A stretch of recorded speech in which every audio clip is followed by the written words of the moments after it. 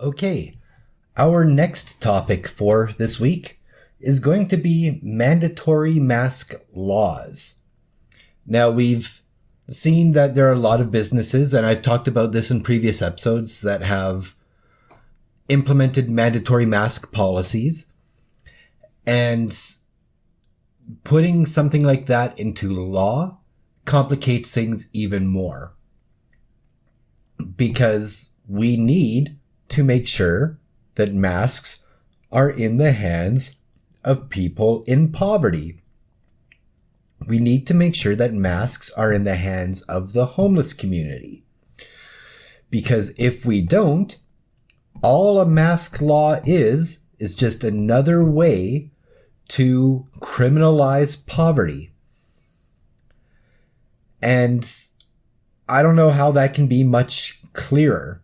I know in Calgary, they started using transit to hand out masks. I still actually don't know how that's working, if that's through the Calgary Transit office or if they're on buses. It's been a while since I've ridden a bus, so I don't know. But it would be nice if, as rec centers started opening up, that they became available at the door there. And that we don't just rely on drive-thrus to hand them out. I do know city councillors have been handing them out. City councillors were actually given a whole bunch of masks for their offices as part of the province's distribution. So most of the councillors are be like, I'll keep a few around for my staff, but I don't need this much. So they've been giving them out to almost anyone who's called them. So if you need some disposable masks, these aren't like cloth masks or anything. They are disposable masks. If you need some, call your city councillor. But the big thing is we need to make sure that if we're going to implement any mandatory mask laws, whether it's as a provincial law or whether it's as a local bylaw, that masks are as readily and freely available, as barrier-free as possible before implementing such a thing. Because otherwise, we're just going to see more people in poverty go through the same BS cycle that I discussed last week. And I actually think I'm allowed to swear on here so long as I don't do it all the time. So I might keep that in mind for some of my topics in the future. That point, though, back to the point that I was making, is that I spent a whole segment last week talking about criminalizing poverty. And if we make sure that people in poverty can't afford masks, it's not even us making sure, it's through neglect. We end up having people in poverty not able to get masks when they need them, then that is essentially the same thing as making sure, because if we ignore a problem, we're making sure that it's not going to go away. So if we keep masks out of the hands of people in poverty, or we make them difficult for people in poverty to attain, then we're just going to end up seeing people in poverty getting fines, people in poverty getting carded, people in poverty going, oh, well, you've got warrants already, so we'll pick you up for those. Assuming that those are things that have been around since before the Bill 9, 2016. We're going to keep seeing people not able to get driver's license. We're going to keep seeing people having their wages garnished or not getting their full tax rebates. Because we've decided that we want to implement a system where we can have the poor pay for all the police's services. And I guess the province's services too, because the province is taking a larger cut of those fines now as well. So we can't be rushing into that. I am strictly opposed to mask laws. I'm not opposed to masks. I have a mask. I wear it frequently. If I'm just going for a walk, I don't. But if I'm going to the store or if I'm doing anything that requires me to ride a bus, I have a mask for those. I wear it. And I absolutely encourage all of my listeners to wear their masks as well. But I absolutely am opposed to mandatory mask laws because all that's going to do is disproportionately impact negatively those who cannot get their hands on one. And I don't think people realize how much of a problem that actually is.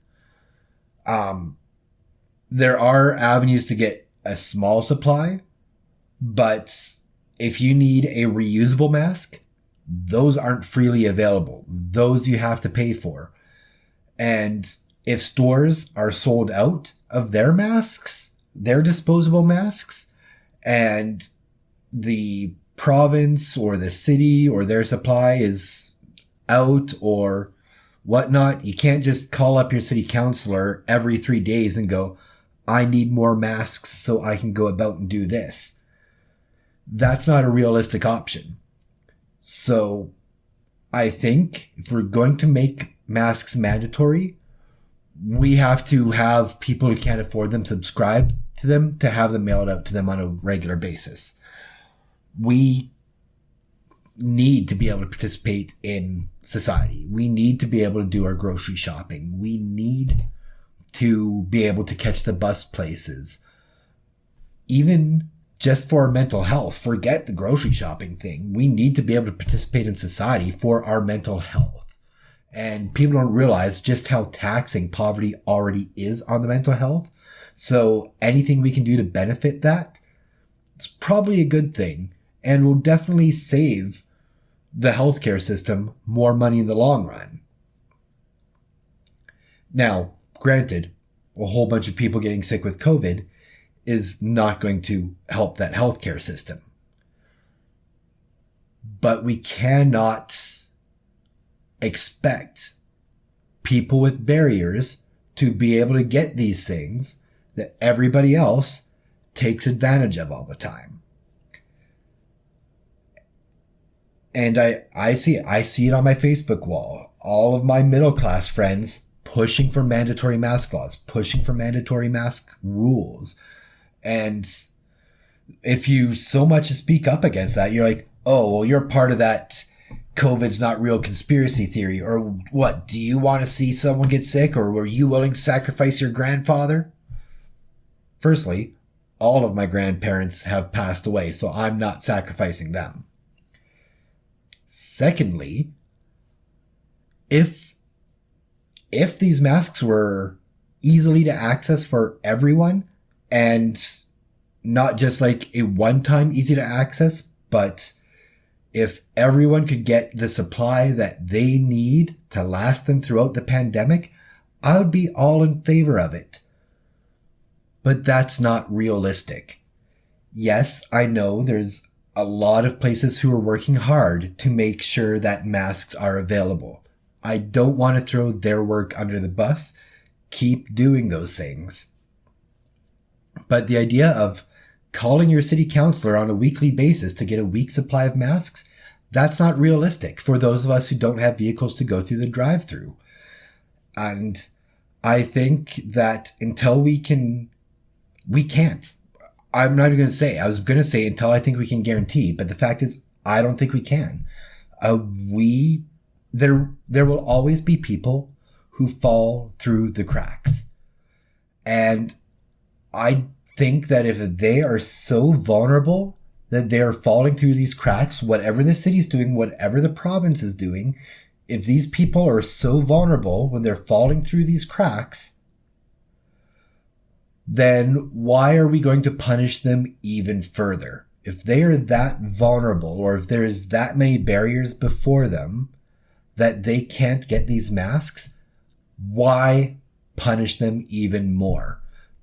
And I hate to break it to you, but there are people who are that vulnerable. There are people who would love a mask, but they are falling through the cracks because despite all of the answers we've tried coming up with, we can't get to 100%. And what's the ratio threshold? If there's 100 people in the province who are too vulnerable, is that acceptable? 300 people, 1,000 people?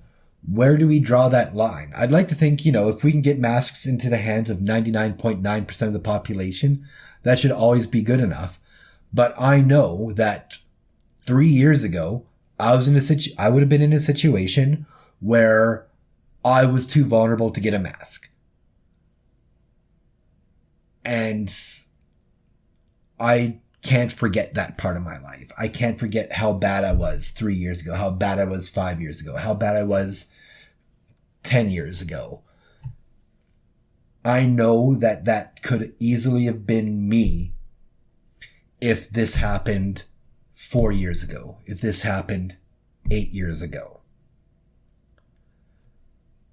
And so maybe it's selfish of me to say, you shouldn't sacrifice my life for this. But that's where we're at.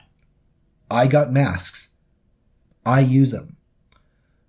Not everyone has that luxury.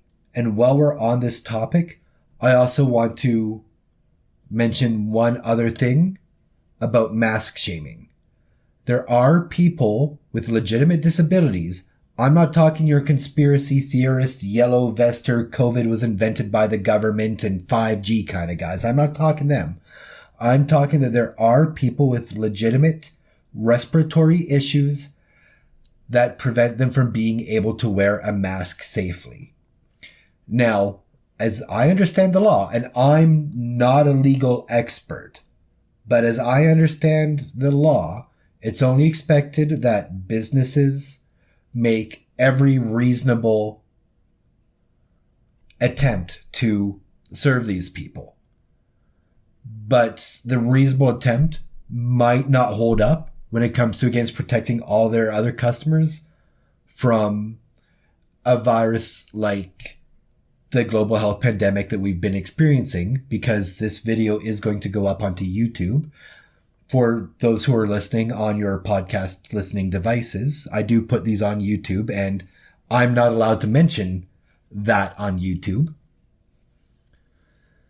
So we need to understand what's reasonable and what's not. And I don't know where that line should be. This is a conversation we need to have members of the disability community involved in. But I will say that mask shaming is not the answer. And that's not how you respond to it. So I absolutely encourage you to wear a mask. But if you have personal reasons for why you don't, and you're not some kooky conspiracy theorist, then I'm not going to complain.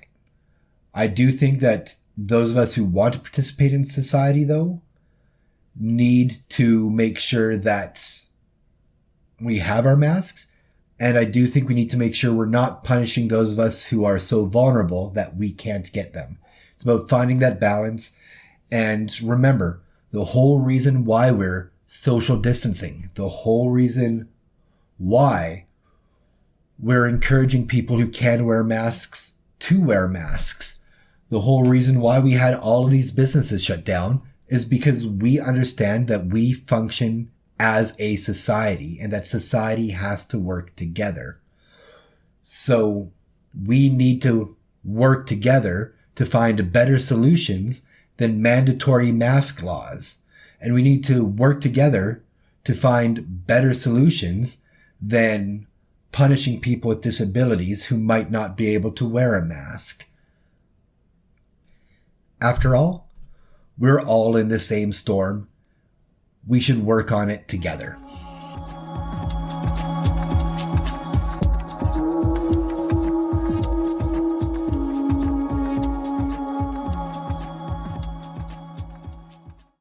Hey there, YouTube audience. This is Nigel, the host of POV Poll Podcast. Do you like what you just heard? Are you interested in hearing more? Then please hit that subscribe button and give this video a like, and click on the link provided to listen to the full episode.